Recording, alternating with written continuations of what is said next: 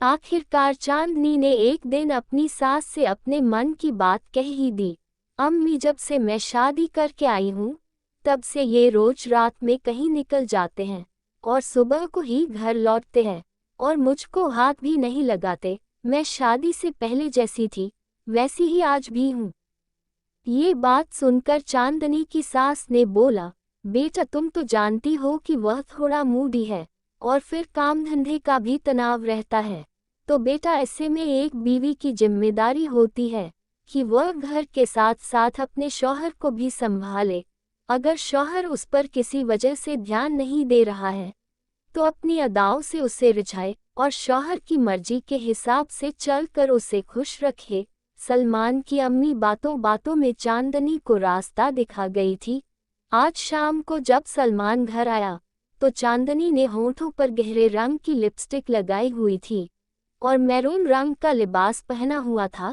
चांदनी को देखते ही सलमान को यह एहसास हो गया था कि आज वह कुछ अलग लग रही है।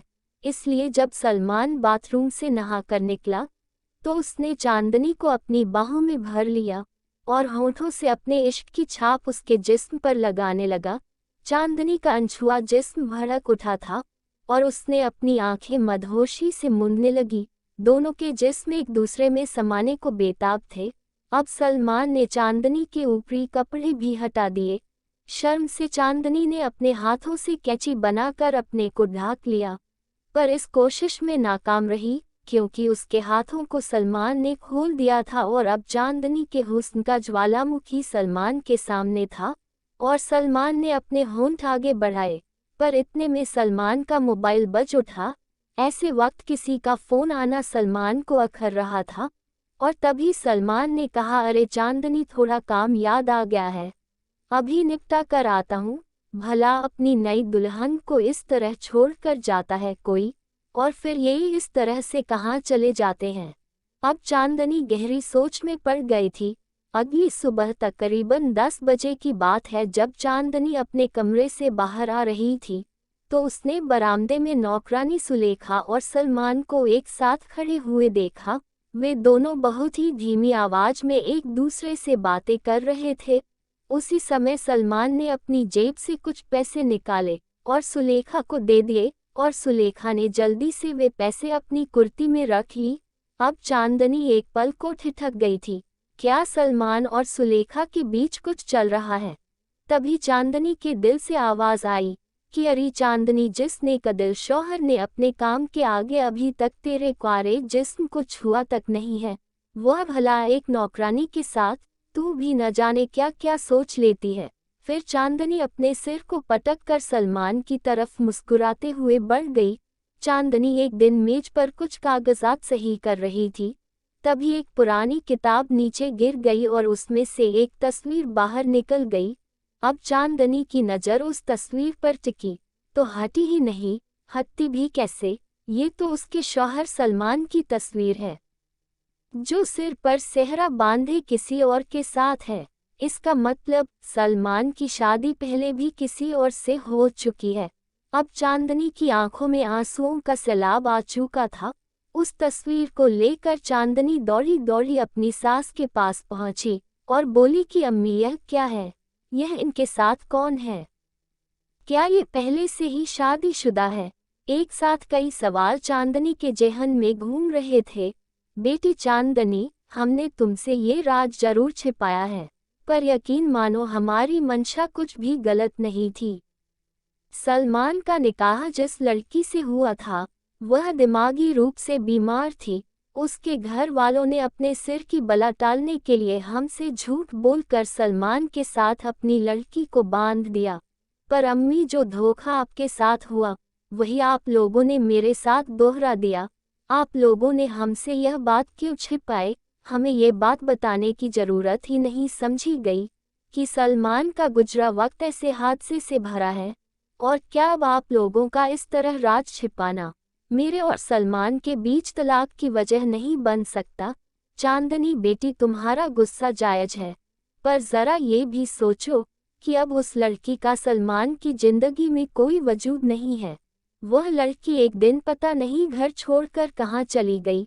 हम लोगों ने चारों तरफ उसे बहुत ढूंढने की कोशिश की, पर वह नहीं मिली। सलमान की अम्मी ने लंबी सांस लेकर बोलना जारी रखा, वह तो भला हो डॉक्टर शर्मा का, जिन्होंने इस हादसे से उबरने में सलमान की मदद की। अब अगर तुम उसे छोड़कर जाना चाहती हो, तो जा सकती हो। मेरे सलमान के नसीब में औरत का साथ ही नहीं है शायद। अम्मी की आंखों में आंसू तैर आए थे और चांदनी अपने कमरे में लौट आई और अपने आप को घर के कामों में मसरूफ कर लिया।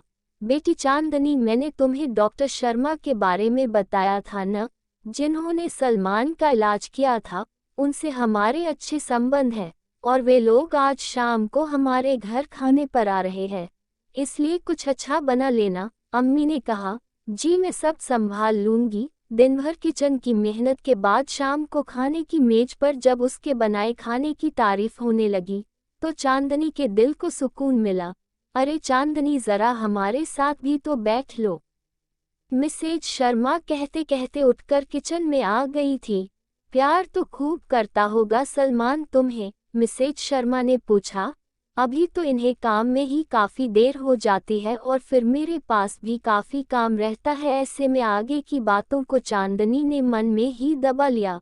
कुछ दिनों के बाद सलमान अपनी नौकरानी सुरेखा के साथ ऊपर कमरे में था, जिसकी भनक चांदनी को नहीं थी, लेकिन अचानक किसी काम की वजह से उसे ऊपर जाना पड़ गया। जब वह ऊपर गई तो उसके पैरों तले से ज़मीन खिसक गई, क्योंकि रूम में से सलमान और सुरेखा की आवाज़ आ रही थी। जब चांदनी ने कान लगाकर उन दोनों की बातें सुनने की कोशिश की तो वह उन दोनों की बातें सुनकर दंग रह गई, क्योंकि उस समय उन दोनों की सिसकियों की आवाज़ आ रही थी और दोनों उस हाल में थे जो कि एक पति और पत्नी ही हो सकते हैं। अब चांदनी के दिल में एक अजीब सी बेचैनी होने लगी थी।